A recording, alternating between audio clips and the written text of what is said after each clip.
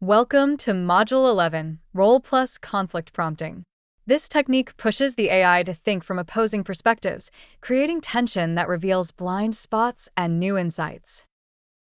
Our goal is to see how deliberately pairing roles in conflict, like designer versus critic or optimist versus pessimist, helps the AI surface deeper thinking. You're not just asking for one view, you're designing a dialogue that sharpens results. The core idea is simple. When you cast the AI in two opposing roles, you create a structured clash of ideas. That tension exposes weaknesses, tests assumptions, and generates stronger, more balanced solutions than one role alone could provide. Here's an example.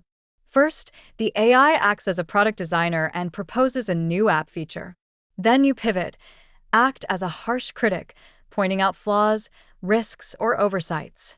By running both sides, you get not only a creative idea, but also its built-in stress test. In strategy work, try assigning roles of optimist and pessimist. The optimist highlights why a plan will succeed. The pessimist lays out how it might fail. Together, you see both the upside and the risks, which sharpens decision-making and reduces blind spots. The pitfalls?